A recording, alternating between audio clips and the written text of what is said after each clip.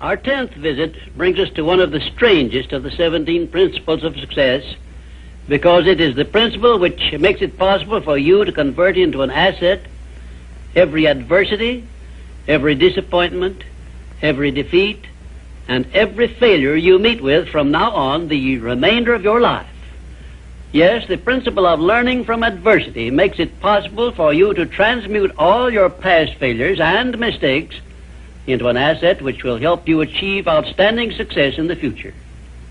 At the very outset of this visit, I wish to call your attention to an important fact which may give you immediate possession of the great master key to success, namely, that your positive mental attitude is the only means by which you may convert adversities, defeats, and failures into assets.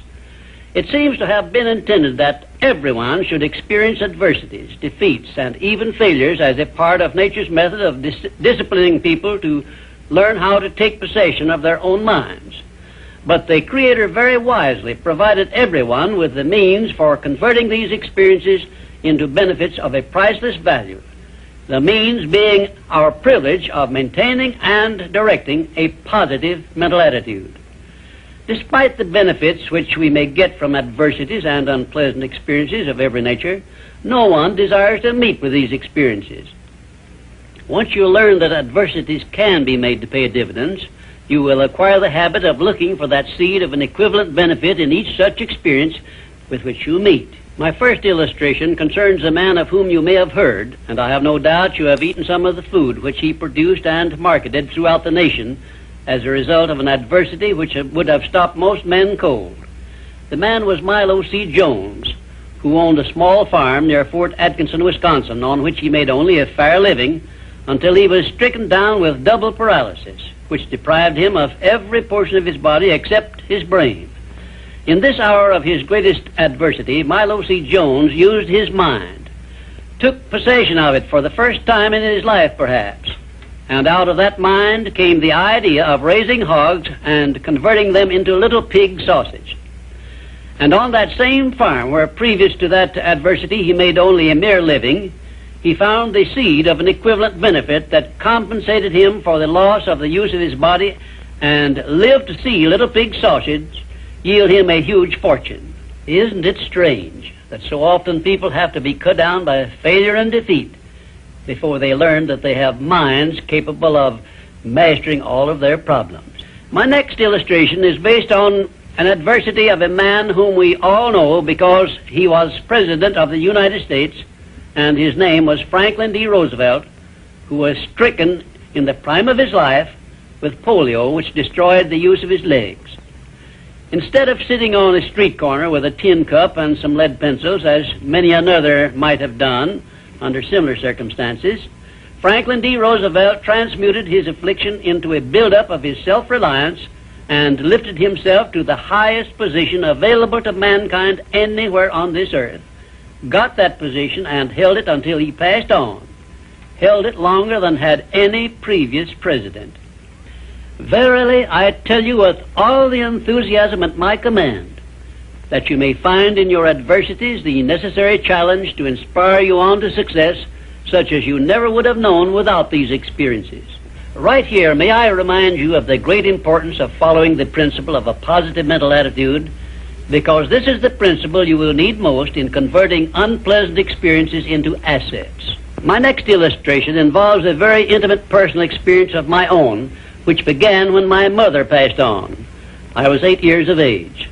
I know that the loss of one's mother at any age usually is regarded as an irreparable loss which offers no possible benefits. But even in the loss of loved ones, we may find that there is a seed of an equivalent benefit.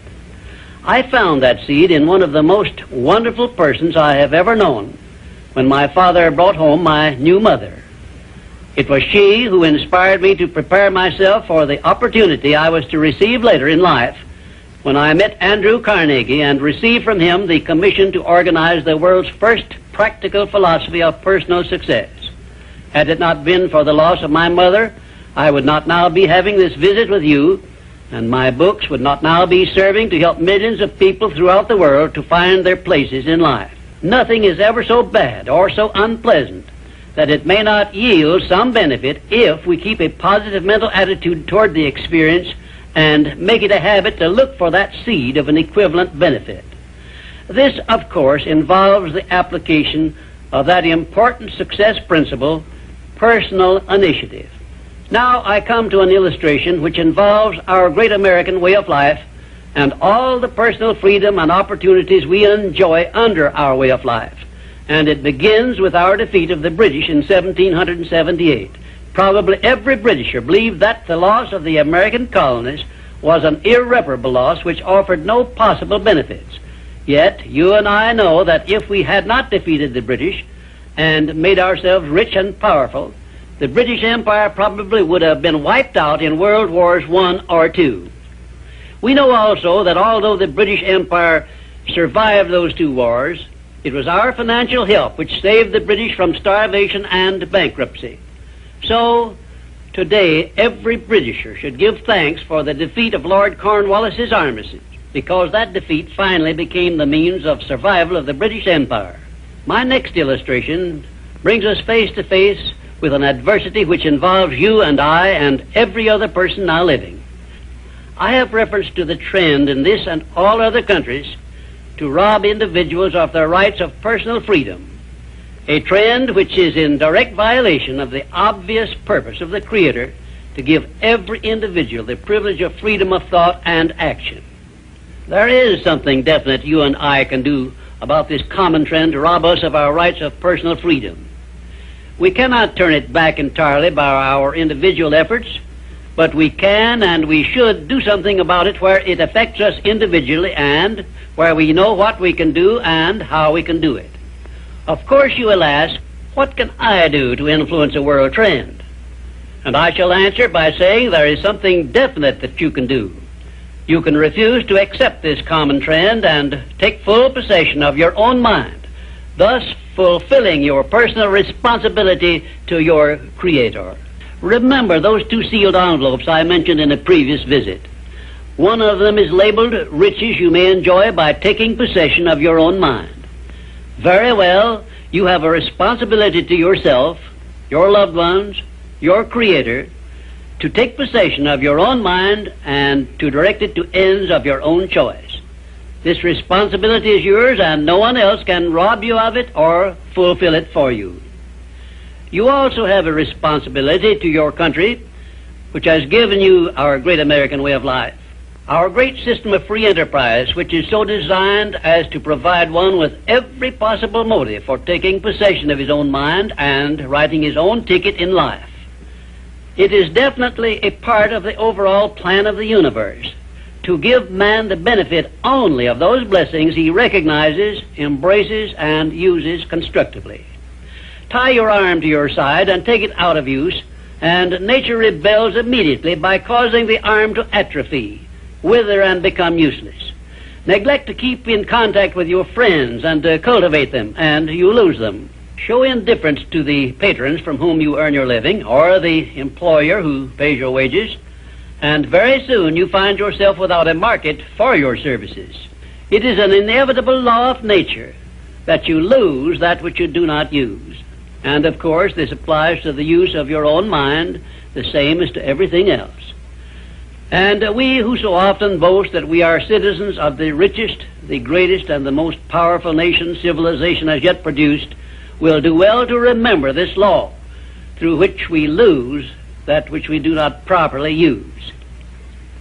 In this visit, I have brought you what may be a surprise, or even a shock, by introducing this great principle of profiting by adversity. If you are ready for this principle, you will embrace it at once, and never again, as long as you live, will you brood over unpleasant experiences without knowing full well that your efforts could be better employed by searching for that seed of an equivalent benefit which is available in those experiences. Now, before I conclude this visit, I shall give you this assignment which, if you carry it out sincerely, may well bring you a new birth of opportunity such as you never dreamed of experiencing. Go back into your past experiences, study each adversity and failure you may have experienced, and look for that seed of an equivalent benefit you had not before discovered, and you may find yourself richer than you believed yourself to be. And now, until our next visit, just remember, nothing can be called failure until you accept it as such.